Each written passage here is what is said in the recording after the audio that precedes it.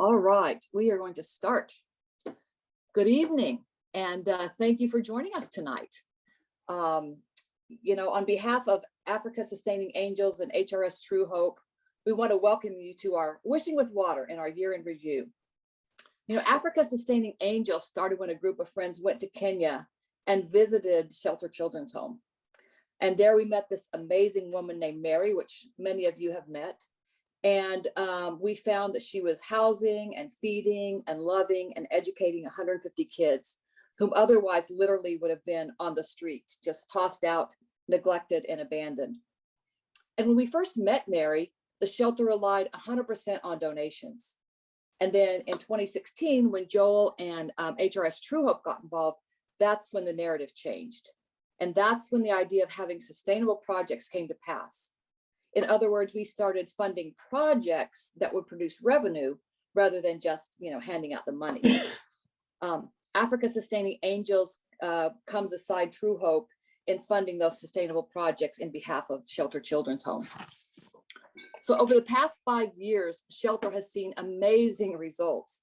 And now they're almost 75% self-sustaining, which think about that. That's pretty amazing.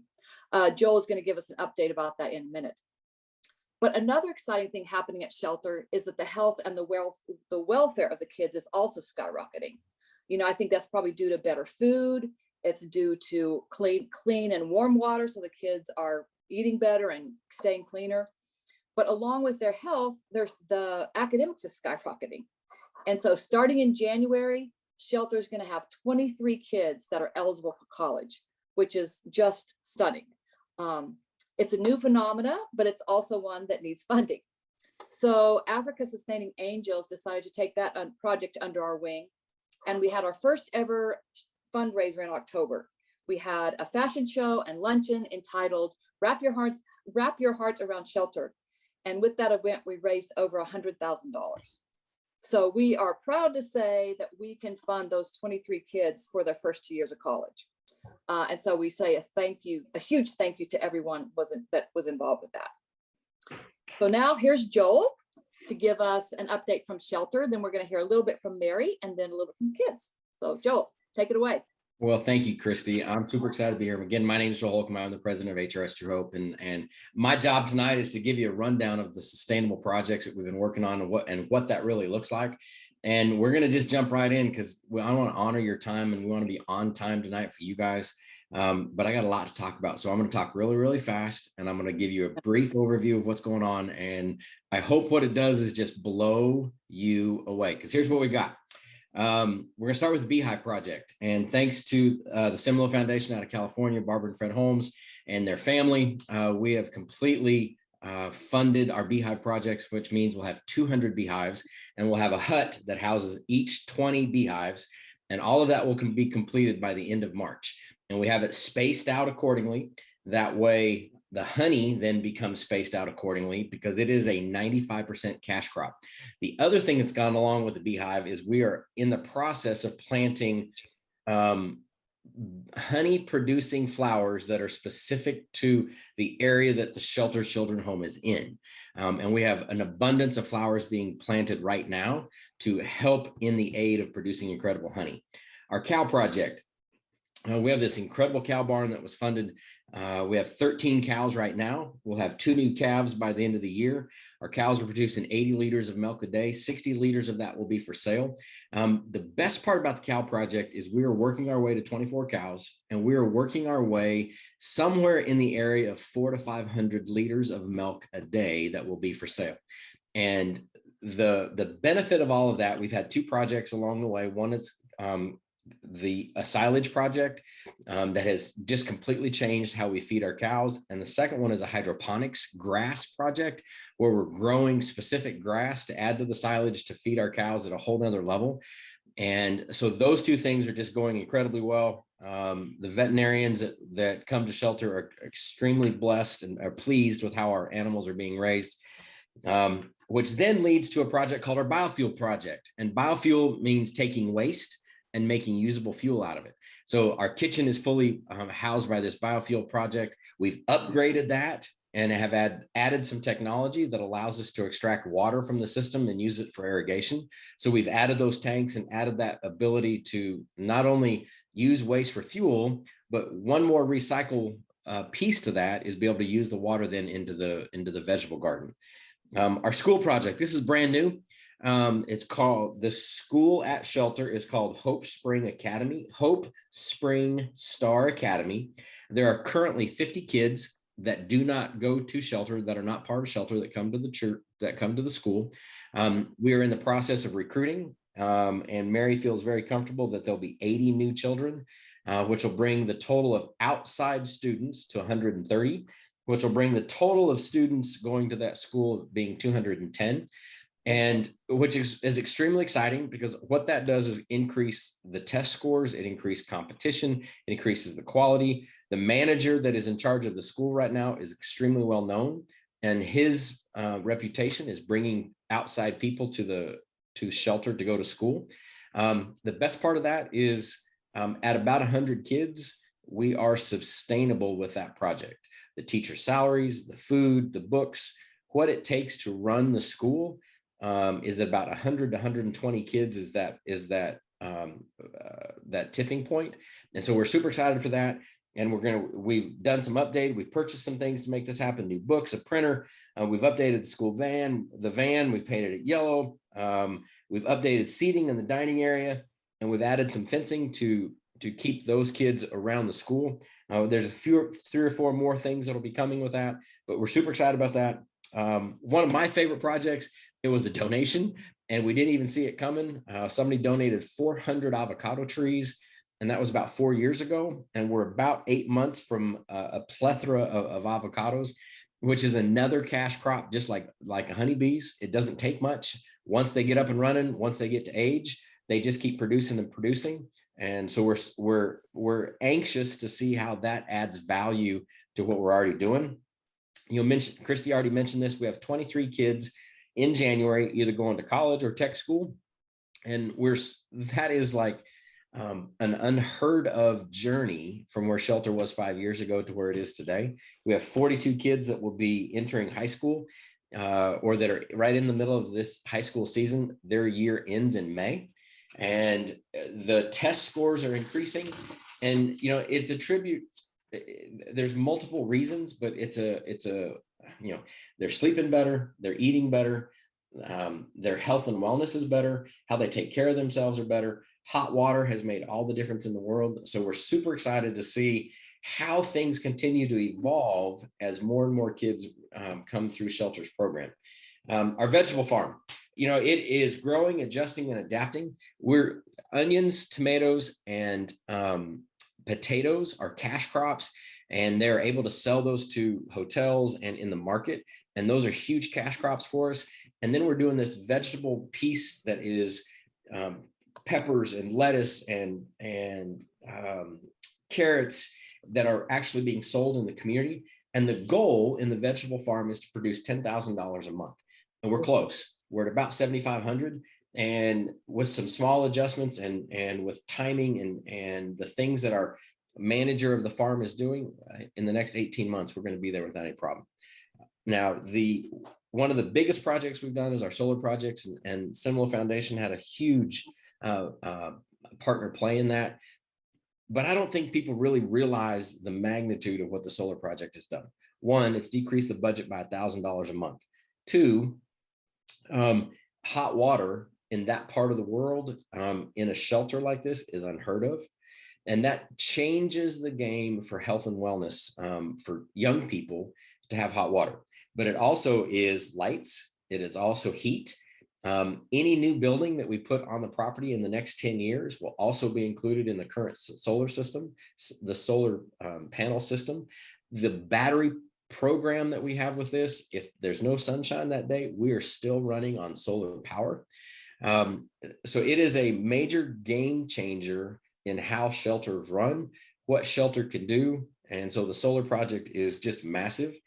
Now, the project that we're talking about tonight that is on Mary's heart, and you're going to get to hear from Mary about this specific project in just a moment, but it's called a water project. Now, what it is, it amasses a big tower on the north end of the property, And what it's going to do is it's going to do four things. It's going to allow shelter to sell a resource.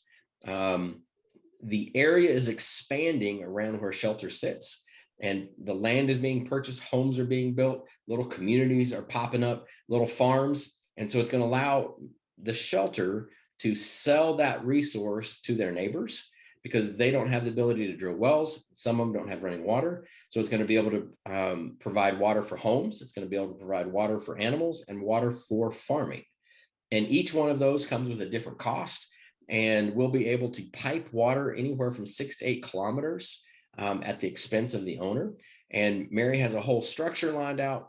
But this is a project that has the potential to earn somewhere between $15,000 and $18,000 a year, while not jeopardizing the water source that shelter needs for themselves, but also adding value to the community. So the fourth component of that project is community, is giving back to the community that's supporting shelter.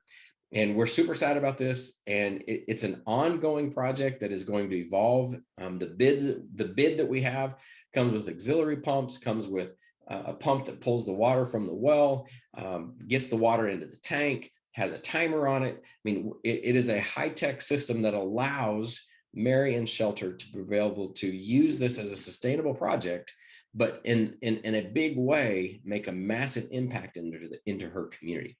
So that we're super excited about what that's going to be, because it's in its infancy right now, but it has the ability to make major impact, not only financially for Shelter, but be able to provide things for the community. You know, the best part about the water project is it is a passion for Mary right now. And Laura's going to queue up this video that Mary has sent us. Now, I'm going to tell you right now, this video isn't the best, but it's Shelter in its finest. You're going to hear the birds, you're going to hear the animals, you're going to hear all the things that make Shelter special. But I want you to hear Mary's heart about this project. Hi everyone, greetings from Shelter Children's Home here in Kenya. With all these beautiful kids, we are happy to say that we are grateful for the support that you people have given us and continue to give us. Today I want to explain about the elevated water tanks that we are looking for money to install. So they will be installed at this place behind us, where we can see the black tank. And this tank is about 108,000 liters. So the purpose of installing this water tank is so that we can provide the community. The area we are operating in, there are no rivers and there is no water. We are the only source of water. And so we can give the community water to a distance of 10 kilometers from where we are. And so once we pump for them, we will get some revenue.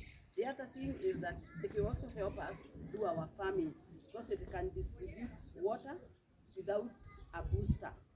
That's why we want to put.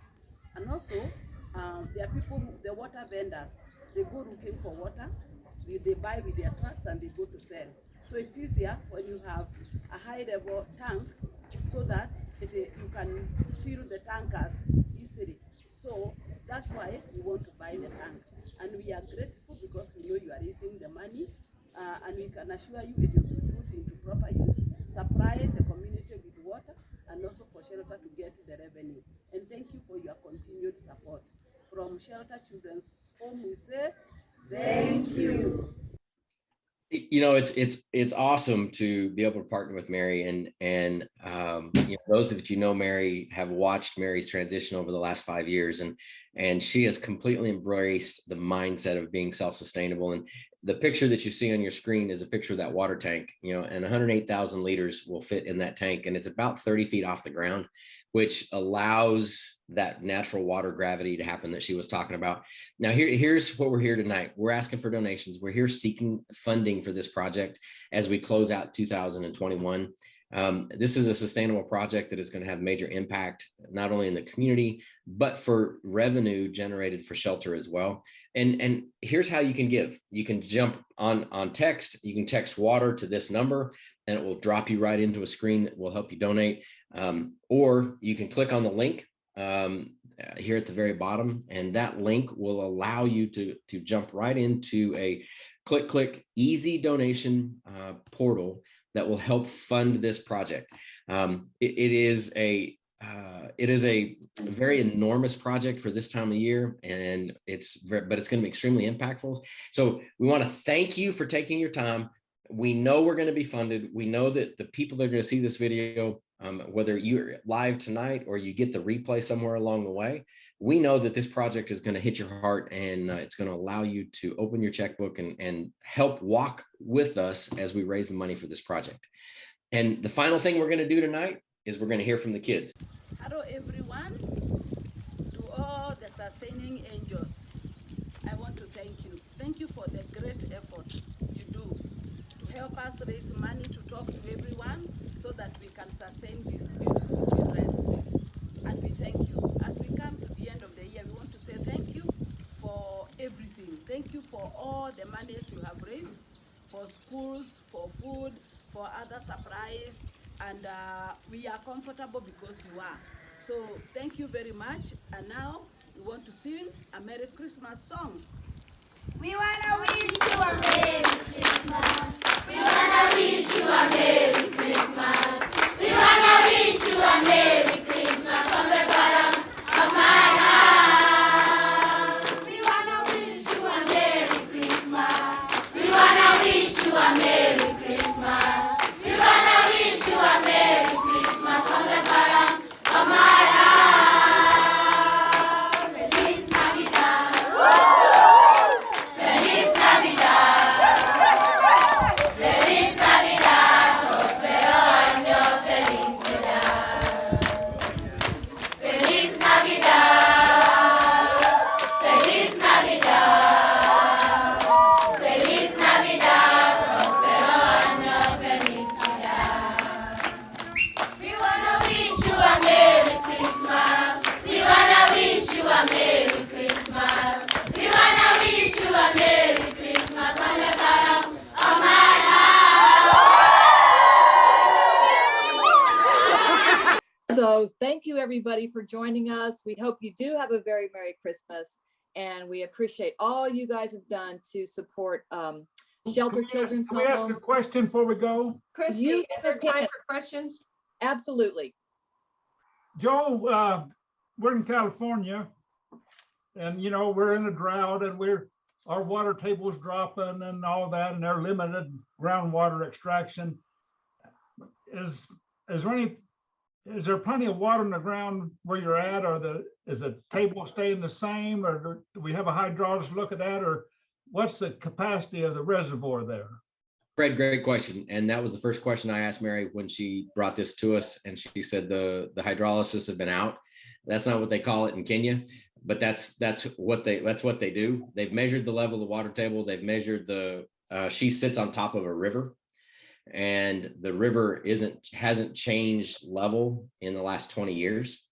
And they're expecting that to not change in the next 20 years moving forward, because of where it originates. And Fred, I forget where she told me that originates. She rattled off a big name, and but it's like some of the lakes here in Central Texas that are constant level, that they never change the volume. Is it one well still? Yes, ma'am. All the way down there on the south end of the property.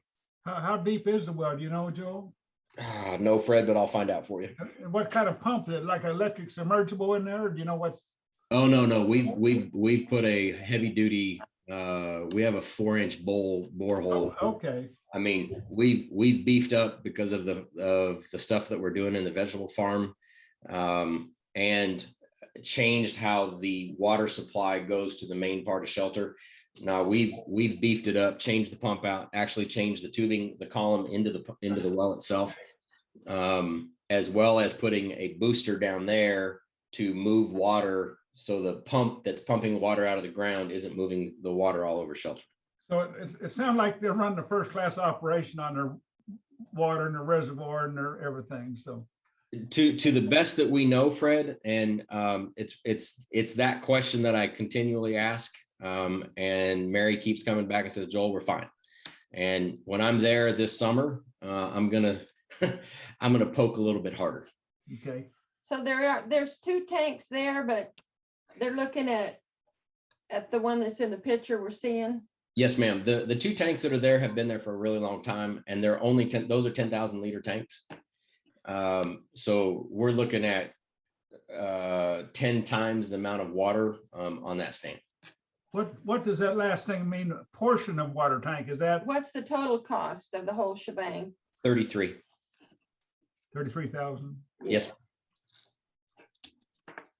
So there's nothing there now other than the existing, those black tanks. Correct. And what I can do when we're done, I can shoot you the slide deck that she sent me about there's about 6 pictures that shows the actual foundation.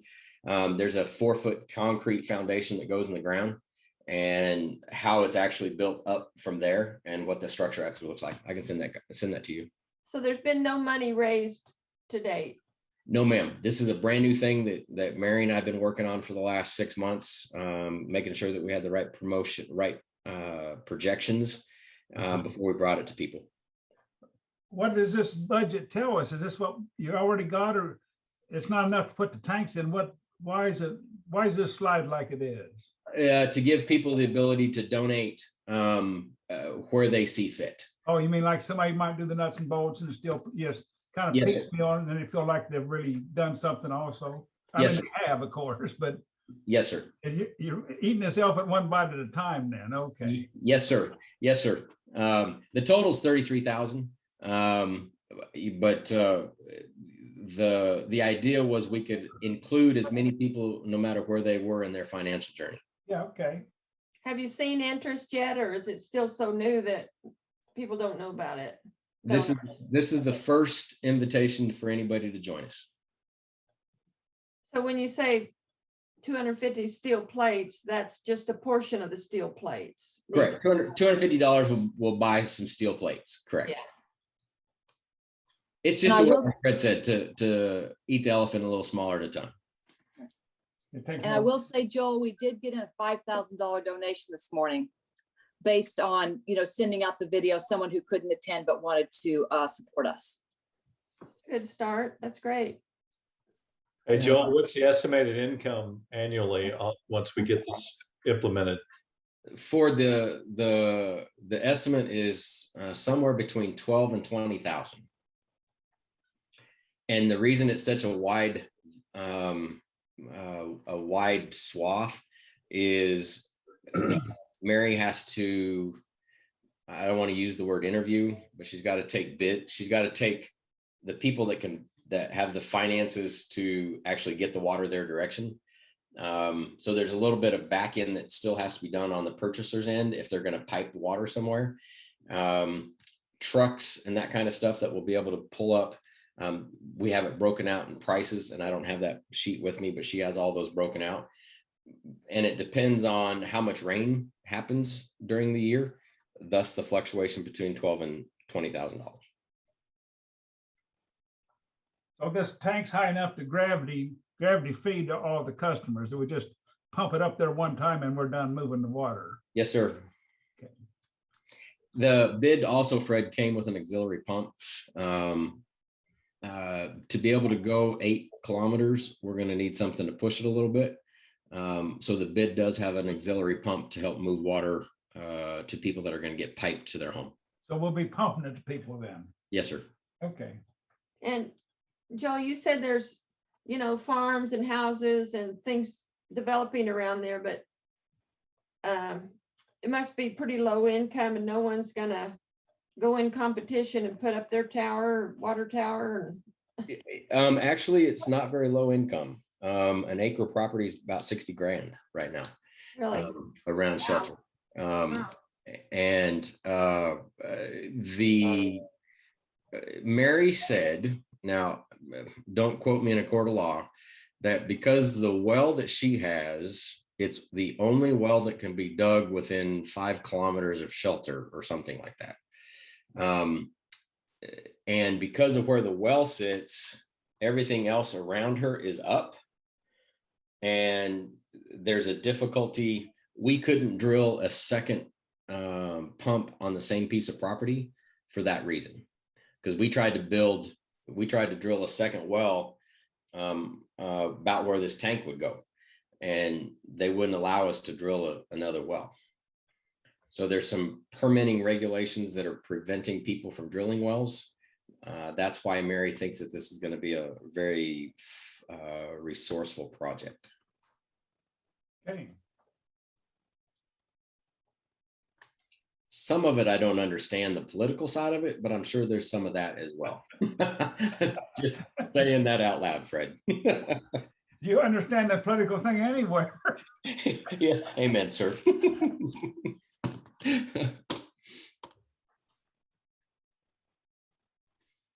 So what was the timeline? You're hoping to have it fully funded before we begin construction?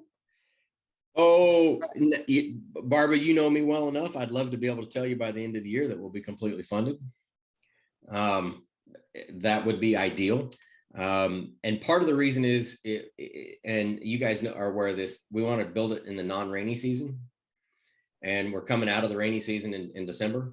And if we could build it in January, February, and have it up in line in March, and have it as part of our 2022 revenue generator, would be fabulous.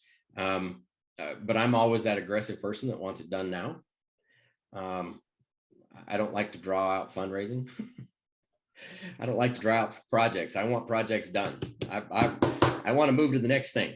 Well, you should have built Rome then. We talked about high school students. This is off subject from the water, but is on campus still K-8? Is the high schoolers go off campus, or Yes, ma'am. where are they? Yes, ma'am. Yeah. And the cool thing about the high school students right now, Barbara, is based off of their 8th grade exam is where they get to attend high school, and they are scattered in Mary. Agnes is in charge of the high school students, and she's like, we've never been scattered this much, and it's because our test scores are improving.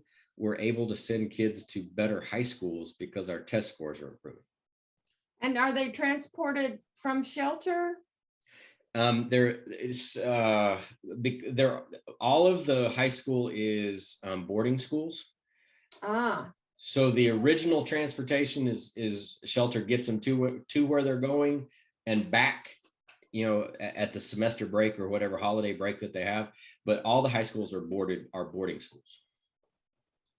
so shelter has to pay for that. It's not public. I mean, I don't know. How does it funded? It's included in the fees that we pay for school.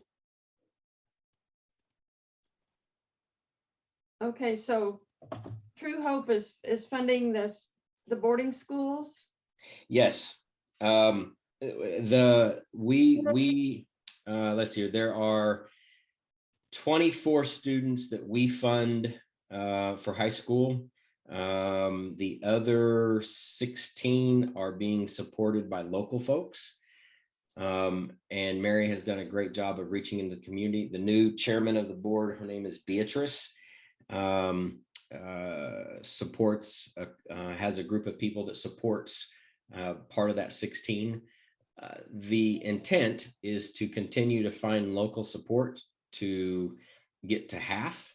That way, half the high school students are being supported locally.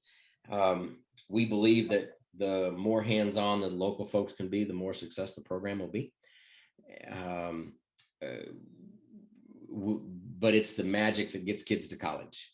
The whole goal behind sustainability is that K through 12, all portions of K through 12, let me rephrase that, birth to 12th grade will be funded by all the projects at shelter. That will not have to ask anything from anybody other than improvements or another capital project, or maybe seed money for another sustainable project. That whatever we're doing sustainability takes birth to the time they go to college. And then we can focus on just raising money to send kids to college. So are you still doing sponsorships? No, we're not. Not doing that anymore, just sustainability and hoping letting them take care of themselves. Yeah. Joe, you've had a lot of good answers. Here's another tough question. Okay. there's a lot of moving parts and money moving around a lot and selling this and selling that. And are you happy with the accounting system? Is there a lot of checks and balances and segregation of duties? I mean, how is that? Are you in the middle of that, or how's that all handled? Or Oh, yes, sir. I am definitely in the middle of all of that. Absolutely, I am. In fact, the accountant, every time I'm at shelter, the accountant and I meet. Mary has done an incredible job of grouping people together, and she has a staff meeting every Monday of every different piece. Every piece of money that comes into shelter is recorded in a book. Every money going out is recorded in a book, and it's separated out by project, so we can keep track of it by project, by expense for project. That way, if there's in the vegetable garden, for example, if there is excess on top of what it takes to replant or to buy another irrigation system, that money is then filtered into the general budget of shelter. Beehives is the best example because it's 95% profit. We're able to track how much money comes in, and we're now on a cycle that the hives are harvested every quarter. And we're able to take those monies and move them around shelter and really begin to fund the projects. So to answer your question, I'm very comfortable with what's going on from an accounting standpoint. It was a major concern when we started this process 5 years ago. I didn't think they had the capability, to be honest. And Mary has performed admirably, and she has literally raised the game of her staff in a way that I've not seen in many organizations. yeah, it seems very well. And I just thinking, boy, it keeps getting bigger and bigger, and you get somebody in the system once in a while you don't want, and you have to, but And one of the things that Mary and I talk about is, and before we even brought this water project to the table, I said, okay, Mary, here's one more thing that we have to manage at shelter. yeah, I mean, do you have the person? And for each project that we've started, Fred, they've either hired the person, they've sent somebody that was working at shelter for training. So one of the projects I didn't mention, we have a bread making project. Somebody from Chicago donated a bread oven. So the biofuel project is now putting fuel to make bread, and they're selling bread in the community. They sent one of the shelter workers to bread making school, for lack of Joel's knowledge of what bread making is. And he's in charge of the bread making process. The honey guy has been to multiple honey school training sessions to make sure we're doing the best we can with the resources that we have. The guy that's in charge of the cows, he is constantly talking to the veterinarian, talking to people in the area. We've made the decision that we're going to grow our herd from the inside out and not from the outside in. That way we're in control of what we know about the animals.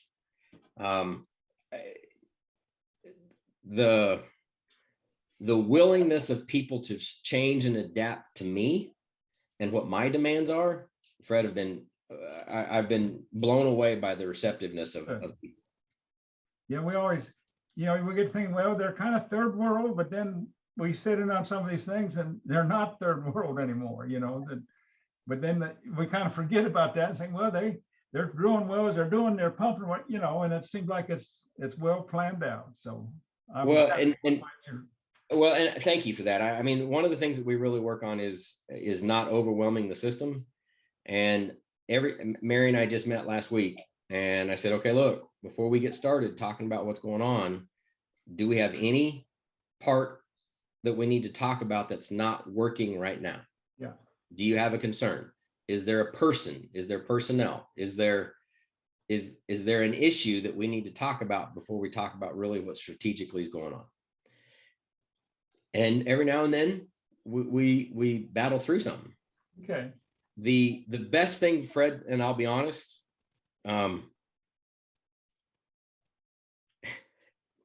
and please hear my heart when I say this, it's the fear factor when Joel shows up. What you say? The fear factor when when Joel shows up. Oh, okay. So Big boss.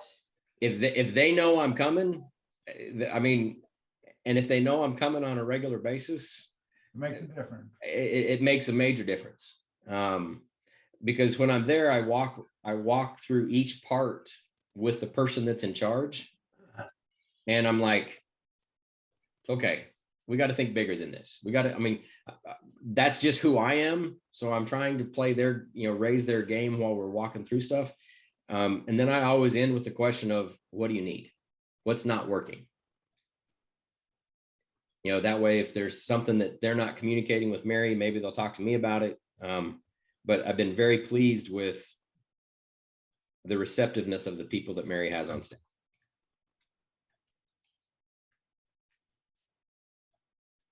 Great question. Yeah. All right. Well, thank you guys so much for taking time out of your evening to join us. We again appreciate your time tonight. We appreciate your support for us. And thanks again. Have a great Christmas. Thank you. Merry Christmas. Christmas. everybody.